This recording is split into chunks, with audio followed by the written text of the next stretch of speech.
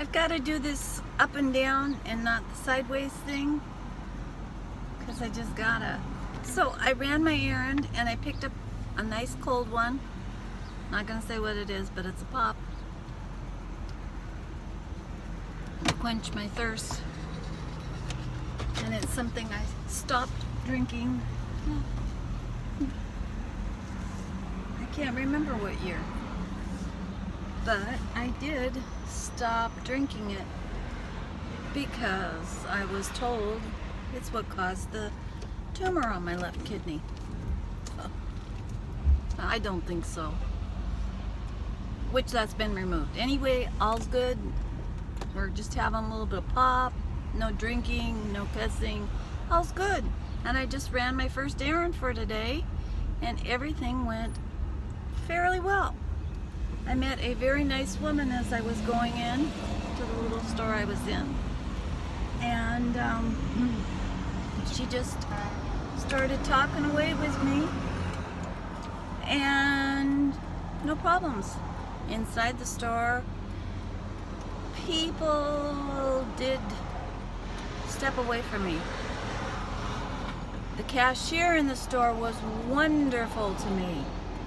Very nice. Didn't matter. I probably could have been standing there naked or something. I don't know. But she was excellent.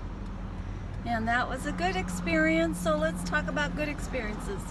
So now I'm on my way somewhere else because I tried to get there yesterday, but I couldn't find it. And I'm going to visit my father. Now I can't talk. My father passed away in December 6, 2001, and I'll never forget it because we had just spoken on the phone 2-3 days prior and he sounded fine. And I won't go into what the conversation was about, but he sounded just fine. And then for me to get a call that he was in the hospital, heart attack, that was pretty shocking because he had just been doing fine. But that's history. So I'm going to visit him, and where am I going to visit him? I will not name the name of the very large cemetery which is located in, do we call these suburbs? It's in an area here in Washington, in Tacoma, Washington, but it's a large cemetery. There's 160 acres on this cemetery. Very beautiful. And I could not find my father's grave yesterday. For the life of me. I don't know. Maybe I've been doing too much video. But I'm going there to drop something off because next Sunday is Father's Day. So this is a reminder. Don't forget your fathers. Don't forget your dads. Don't forget your uncles, and don't forget anybody who's a daddy. And so I'm going to drop something off there. And also, even though I don't hear my dad, I don't have voices in my head. Anybody watching this might think I do have voices in my head, but no, just my own. Just my own voice with lots of thoughts. Because oh gosh, I'm gonna make myself laugh, which that's just silly, but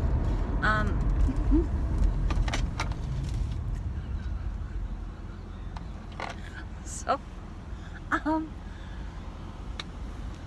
I'm gonna go speak to my dad, and I know he won't answer me, but I do believe he is watching over me along with my mother and all my relatives who have passed. And being the last in the line, and I won't say what my maiden name is because this is going public and you have to be very secure about all this stuff, but I'm the last in the line, basically. And I know that my father probably wouldn't have been real happy with who the presidential what do we call them? Presidential nominee, the one who came out and ended up being for the Republicans. And we only had him or the other person. I'm not going to speak badly about the other person to vote for, but I know my dad would have voted Republican. I absolutely know that one 100%. I know he would have followed the news. He would have followed, because he may not have been the most highly educated man with some of my high school friends who seem to have bachelor's degrees in everything, law and blah, whatever, and they know it all. And they're Republican. A lot of them are Republican too. And but boy, they sure don't like, and they don't like our president, and that's real sad. It's just real sad. But back to my point, I'm going to leave something for my dad, because next Sunday I won't be able to get there. And so I'm going to be talking to my dad, and I'm going to find out something I'm pretty sure I already know, but I know he would have. But I have to throw in a funny on this one. Since I'm at a stoplight, I know that the woman that he's buried next to, who's buried next to him right now, I don't think she would have. I don't think, if when we voted last time for the big major presidential election thing, I think she would have voted otherwise. Now my mom, she passed in 1975. I'm fairly sure she would have voted Republican. And as well as I know my sister, who passed in 2015, she would have voted Republican, because she was a Republican. And she was, now I know she was in those days before she passed, she was trying to tell me to wake up. She kept saying, Donna, all those years we talked on the phone, she'd say, Donna, how can you not know what's going on in this world? And I still don't know it all. And I'm learning. And I admit I don't know it all. But back to the point.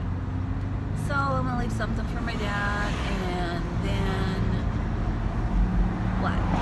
I'll tell you. Oh, since I don't know where his headstone is, and I sort of lost track yesterday, I'll probably be going into the office of this huge cemetery, and we shall see their reaction to that.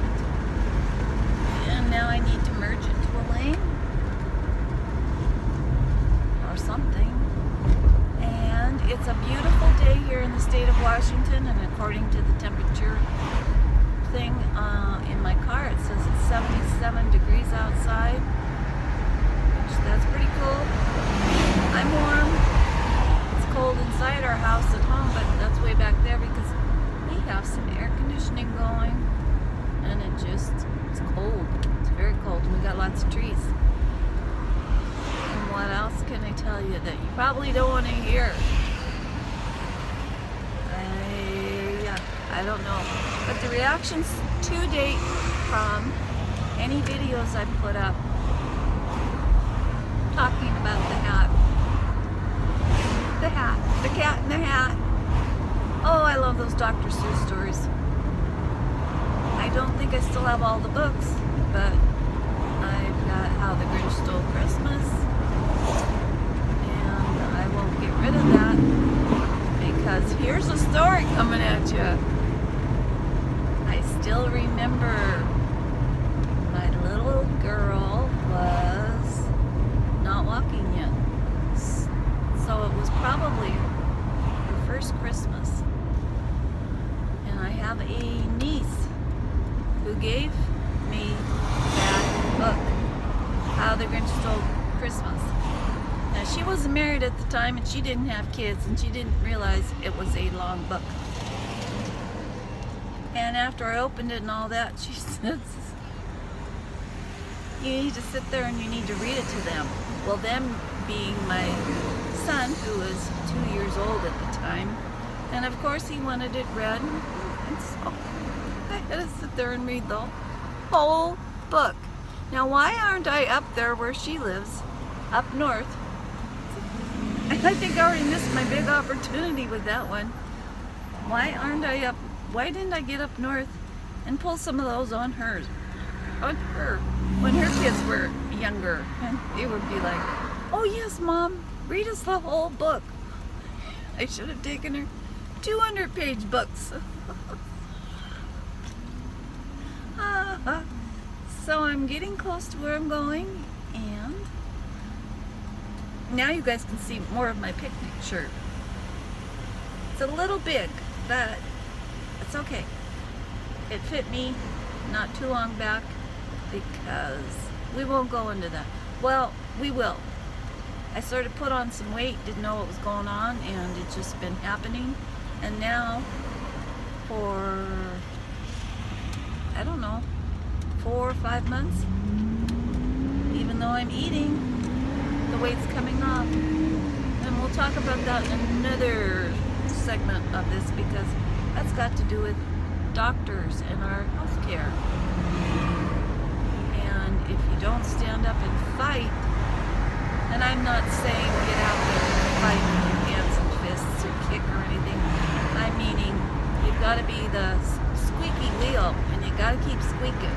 And sometimes squeaking, that don't even cut it, because you squeak too many times and then they write in your chart, this person's a lunatic. Which, well, yeah, we all know I'm a lunatic.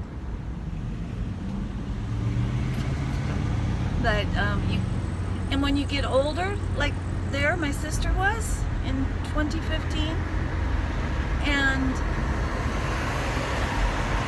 after they messed with her so much, there was no way. She needed somebody to fight, somebody to be there and know what was going on and be there listening to the doctors. And I was there and I was listening, but it wasn't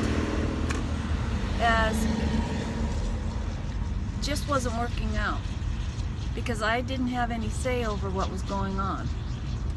And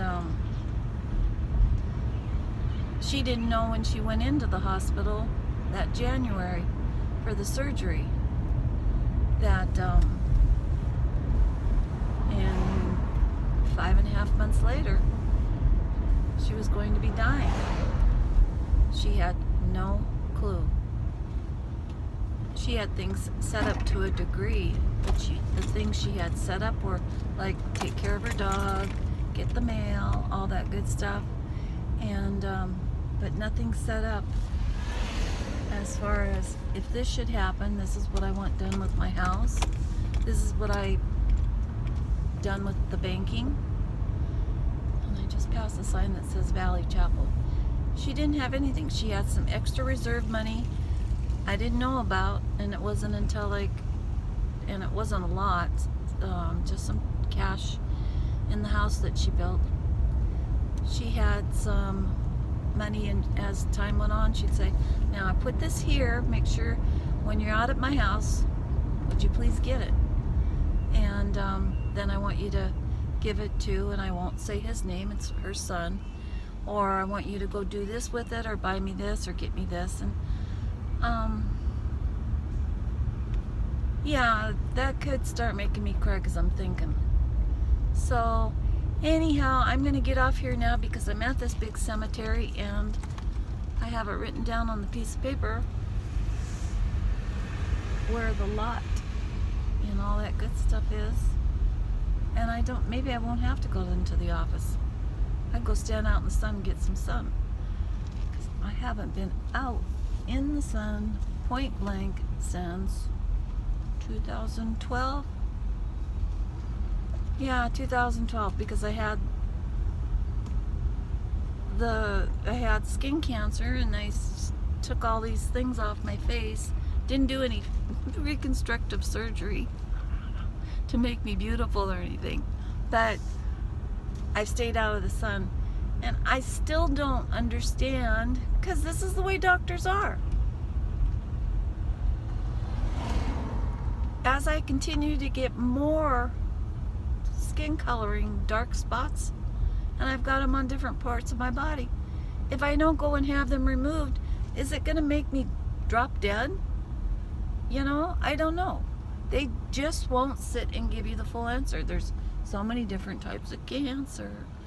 So that's enough about that. We're going to talk about healthcare, and I'm going to go look for my father's grave and tell him I love him. And thank you for watching. And hope you're having a good Monday. Bye-bye.